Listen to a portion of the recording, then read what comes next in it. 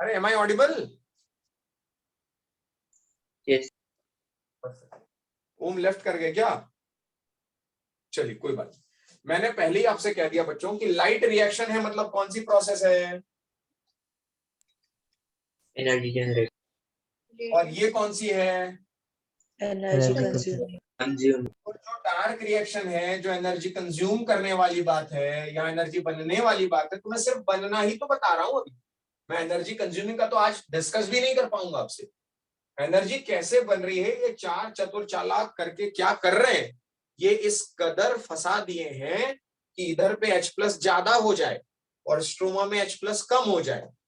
जब स्ट्रोमा में H plus कम हो जाएगा, अंदर पीएच गिर जाएगा, तो पीएच के गिरने से H प्लस बाहर निकलना चाहेगा और पूरी मेम्ब्रेन इम्परमेबल है। केवल एक रास्ता है, एटीपी सिंथेज। वो कॉम्प्लेक्स रास्ते में बैठा है कि yes I can allow you protons, I can allow you, but you can release out only when you will react with me. When you will be reacting with me, definitely I'll change my conformation. Once I'll change my conformation, then this ATP will be generated. Understood? Pranav? Understood? Yes sir. Perfect. So इन चारों ने मिलकर क्या किया?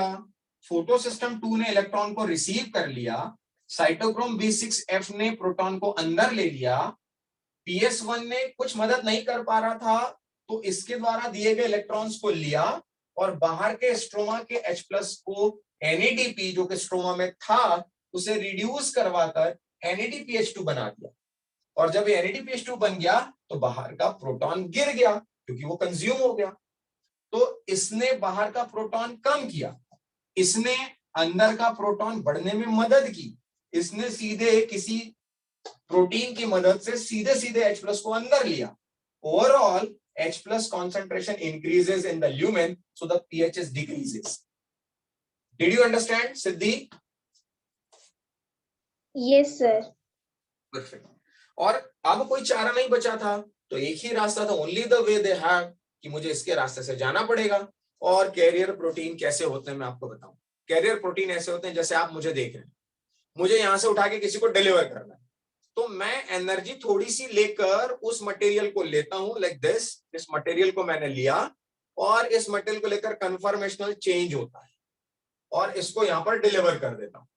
और जब वापस इसको डिलीवर करके मैं आता हूं तो मेरे पास फिर खाली हाथ, फिर मैं लेता हूं, फिर मैं तो वो कन्फॉर्मेशनल चेंज माइटोकॉन्ड्रिया में F1 F0 particle, have you read it somewhere? Yes sir. Yes sir. Yes. जैसे माइटोकॉन्ड्रिया में वो F1 F0 पार्टिकल था, ये भी F1 F0 पार्टिकल ही है, बट ये क्लोरोप्लास्ट का F1 F0, ये थाइलाकोइड का F1 F0, और ये भी वही एटीपी सिंथेज है जो माइटोकॉन्ड्रिया में एटीपी सिंथेज होता है। लेकिन इन चारों ने मिलकर यहां पर सारा गणित जमाया और फिर H प्लस को नीचे लाया। और यही कारण था कि यहां पर इतनी बड़ी एनर्जी मॉलिक्यूल बना जो जरूरी था CO2 के फिक्सेशन की। कुछ समझे क्या दोस्तों? Yes sir. अब एक लास्ट स्टेटमेंट आज का, ये जो PS2 ने अपना इलेक्ट्रॉन इसको दिया, इसने क्या किया, इससे बनवा दिया NADPH2 और एक स्कीम दिख रही है इंग्लिश के अल्फाबेट Z की तरह। हालांकि दिख तो रहा है आपको मेरा alphabet, am I right? N for Nitin, but इसे बच्चों में इस पर बता रहा हूं ना, इस पर बता रहा हूं तो मैं इसको इस तरह समझता हूं। और Z स्कीम, इसको नाम दिया जाता है Z स्कीम। और जो Z स्कीम होती है, this is known as non cyclic phosphorylation, क्योंकि वो जो इलेक्ट्रॉन निकला वो वापस नहीं आया और फॉस्फेट ग्रुप और बना दिया, ट्राइफॉस्फेट ATP, इसलिए इसे कहते हैं non cyclic phosphorylation. But in some bacterias, photoautotrophic bacterias, they run only PS1 and PS1 is not dependent on splitting of water molecule. उसके अपने इलेक्ट्रॉन्स है, वो अपने इलेक्ट्रॉन्स को भेजता रहता है और जनरेट कराता रहता है, साइकिल करता रहता है और साइक्लिक मैनर में ATP बनाता रहता है। वो NADPH2 वगैरह नहीं बनाता। तो साइक्लिक से केवल ATP मिलता है, जबकि नॉन साइक्लिक से आपको NADPH2 मिलता है। Did you understand my dear? Yes, Sir. sir. Yes, हाँ, बोलिए बोलिए बोलिए। सर वो NADPH2 और ATP मतलब कैसे एनर्जी के सोर्स, मतलब दोनों में क्या डिफरेंस है?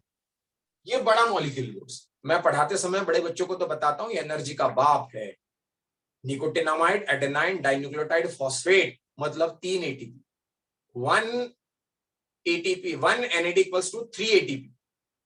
ये तो एक अकेला एटीपी है और ये अपने आप में 3 एटीपी। वो कैसे है, उसके लिए आपको सेलुलर रेस्पिरेशन तक वेट करना पड़ेगा दोस्तों, जो प्लांट की फिजियोलॉजी में इसके बाद आने वाला है। Om. Yes sir. Perfect sir. बोलिए। Anchal, Ishani, Smera. Smera, did you understand? Yes sir. Sir सिर्फ एक क्वेश्चन है, ये P680 क्या है? P6, अरे 680 वेवलेंथ है ना दोस्त। ओ ओके सर। 680 मतलब वो फोटो सिस्टम वो है जो 680 पर एक्टिवेट होता है, और ये वो है जो 700 पर एक्टिवेट होता है। चलिए, अभी बहुत सारे क्वेश्चंस आएंगे और मैं एक्सेप्ट करता हूं, मुझे अच्छा लगेगा यदि क्वेश्चंस आते हैं, क्योंकि मैं आपसे पूछने वाला हूं difference between PS1 and PS2। मैं आपसे पूछने वाला हूं difference between cyclic and non cyclic photophosphorylation, क्योंकि मैं आपको फोटोसिंथेसिस पढ़ा रहा हूं। F1 F0 यूज किया, थाइलाकोइड की मेम्ब्रेन यूज की, तो ये फोटोफॉस्फोराइलेशन है। यही मैं नॉर्मल रेस्पिरेशन माइटोकॉन्ड्रिया में यूज करूंगा तो उसे कहूंगा मैं फॉस्फोराइलेशन। इसे कह रहा हूं मैं फोटोफॉस्फोराइलेशन।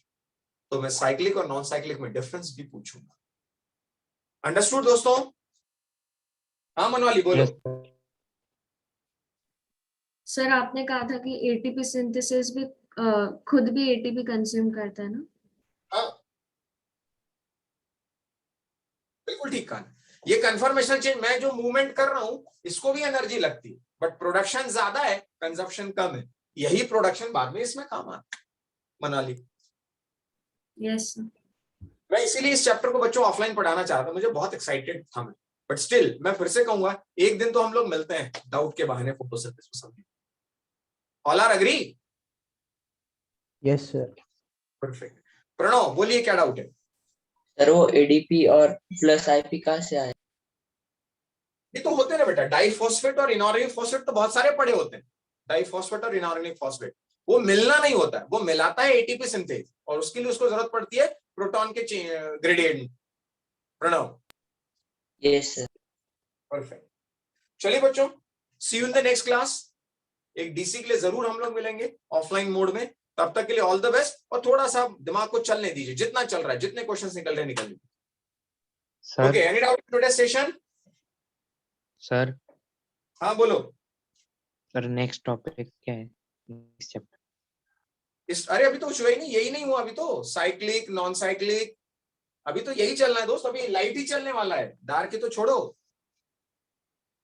ओम, हाँ सर। अभी यही चलेगा दोस्त, उसके बाद ये C3 C4 आएगा। अभी और 3 लेक्चर लगने फोटोसिंथेसिस में। अंडरस्टूड? चलिए, Yes. जयवर्धन, लिजा ने ओके कर दिया, very good. All the best, see you in the next class.